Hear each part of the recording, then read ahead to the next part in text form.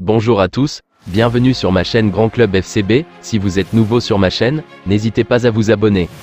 Le FC Barcelone de Joan Laporta pourrait être promis à une belle fin de mercato suite à la signature d'un nouveau deal économique.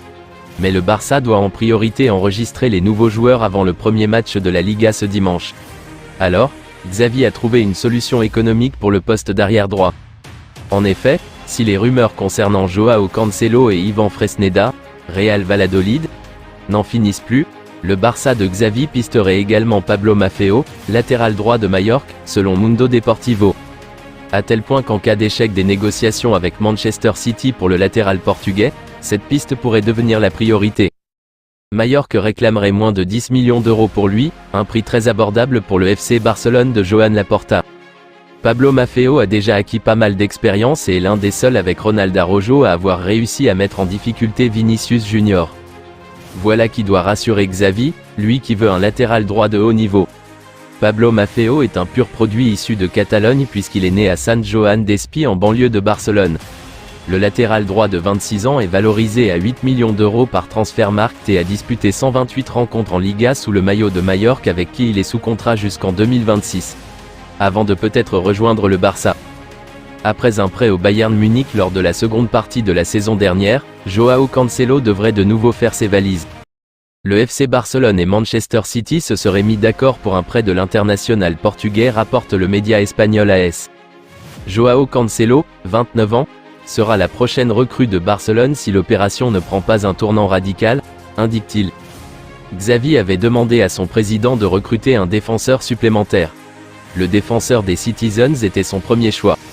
Son vœu a été exaucé avec l'arrivée très probable désormais de Joao Cancelo. Lors du mercato hivernal 2023, le FC Barcelone le voulait déjà mais les conditions n'avaient pas été réunies pour réaliser le prêt. 6 mois plus tard, le joueur portugais va donc découvrir un nouveau club loin de Pep Guardiola avec qui les relations étaient tendues. Ces dernières heures, RMC a révélé que le milieu offensif était d'accord avec le club saoudien d'Al Hilal pour un mouvement cet été.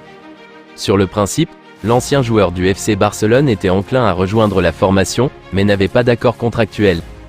Selon les dernières informations de l'équipe, c'est désormais chose faite, Neymar a trouvé une entente avec Al Hilal, qui désire aussi Marco Verratti, autour d'un bail de 2 saisons.